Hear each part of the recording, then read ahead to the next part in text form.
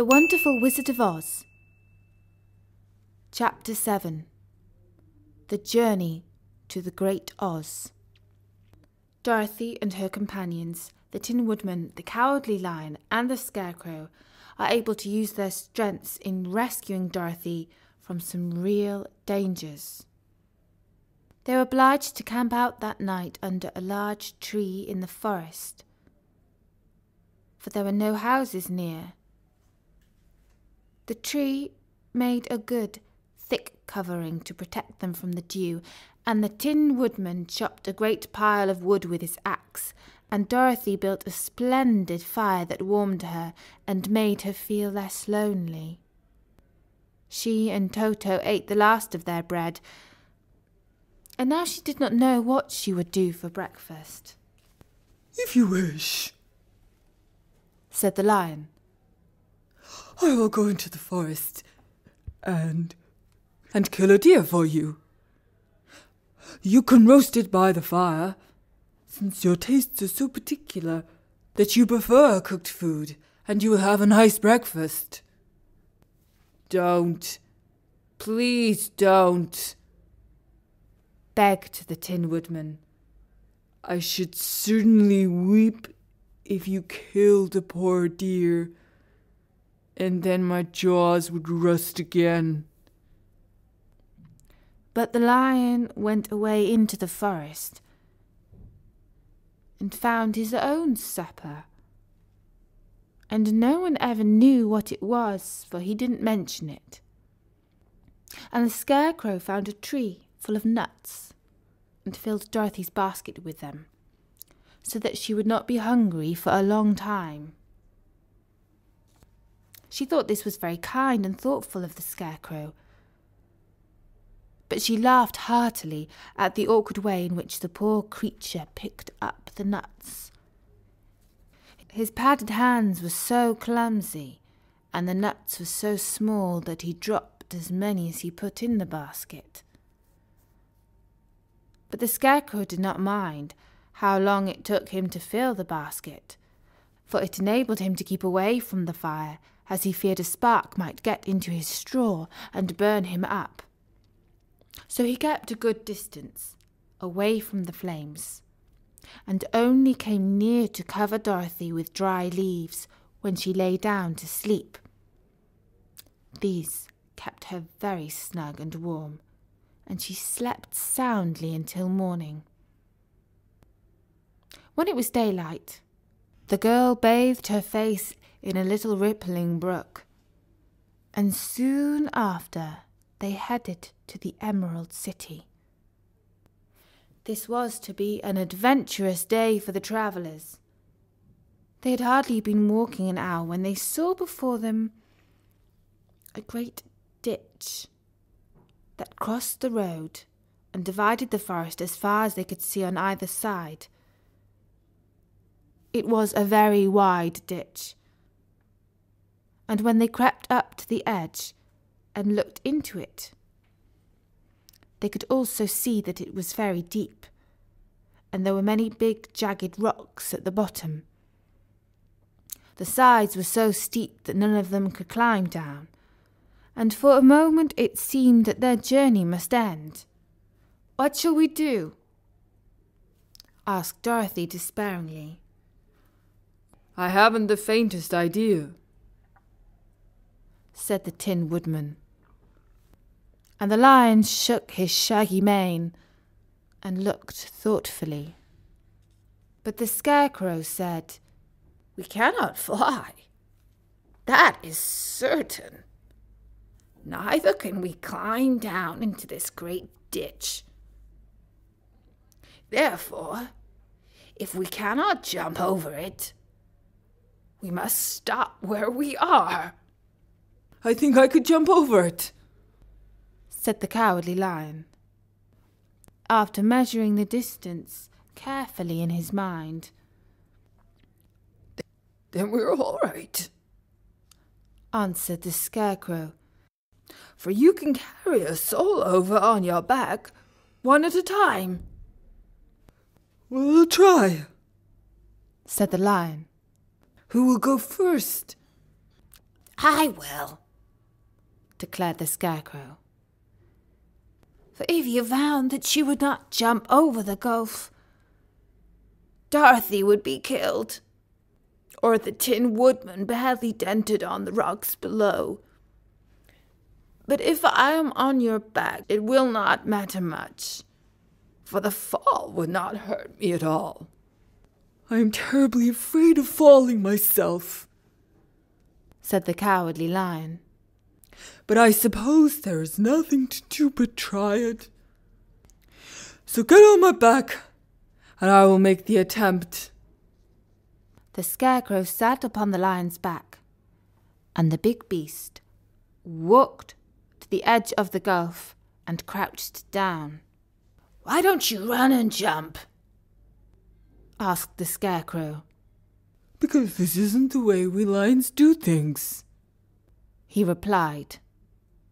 Then, giving a great spring, he shot through the air and landed safely on the other side. They were all greatly pleased to see how easily he did it, and after the Scarecrow had got from his back, the lion sprang across the ditch again. Dorothy thought she would go next, so she took Toto in her arms and climbed on the lion's back, holding tightly to his mane with one hand. The next moment, it seemed as if she were flying through the air, and then before she had time to think about it, she was safe on the other side. The lion went back a third time and got the Tin Woodman, and then they all sat down for a few moments to give the beast a chance to rest, for his great leaps had made his breath short, and he panted like a dog that had been running too long. They found the forest very thick on this side, and it looked dark and gloomy.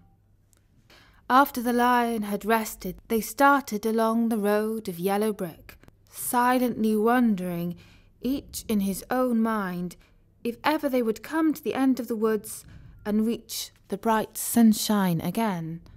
To add to their discomfort, they soon heard strange noises in the depth of the forest, and the lion whispered to them that it was in this part of the country that the Kalidas lived. "What are the Kalidas?"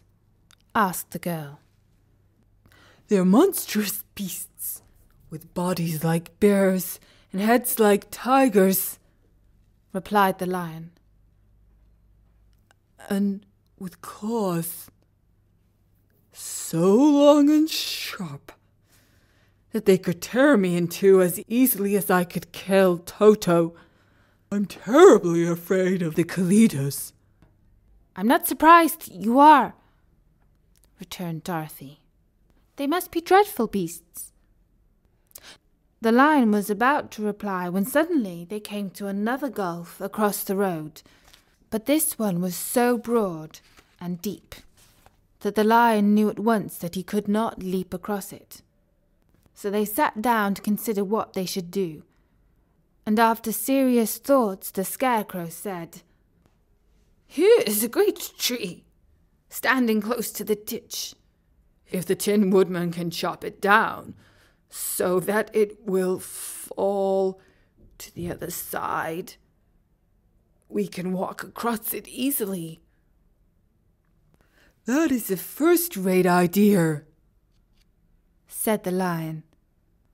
"One would almost expect you had brains in your head instead of straw." The Tin Woodman set to work at once, and so sharp was his axe that the tree was soon chopped nearly through.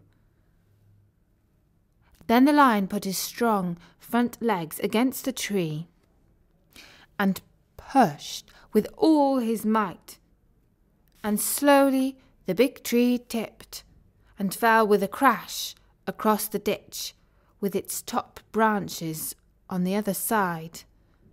They had just started to cross this queer bridge when a sharp growl made them all look up, and to their horror they saw running towards them two great beasts with bodies like bears and heads like tigers.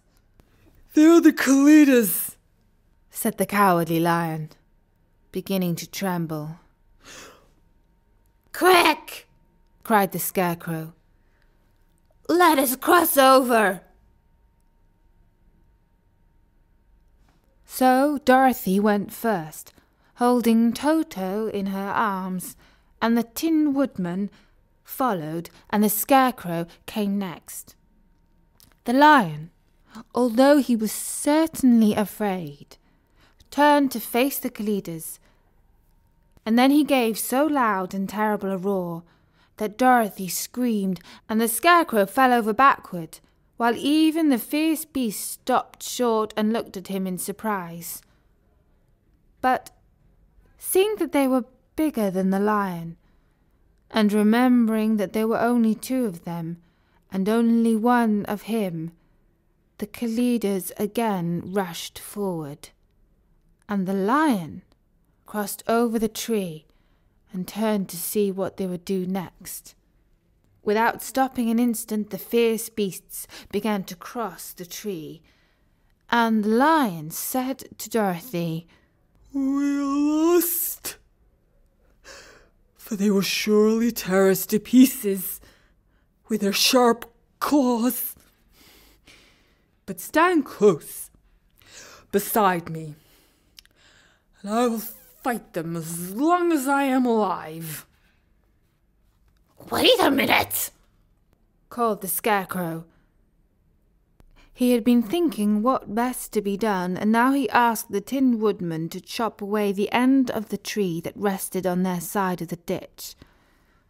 The Tin Woodman began to use his axe at once, and just as the two Kalidas were nearly across, the tree fell with a crash into the gulf, carrying the ugly, snarling brutes with it, and both were dashed to pieces on the sharp rocks at the bottom. "Well, I see we're going to live a little while longer," said the Cowardly Lion. "and I am glad of it, for it must be a very uncomfortable thing not to be alive. Those creatures frightened me so badly that my heart is beating." "Ah," said the Tin Woodman sadly. "I wish I had a heart to beat."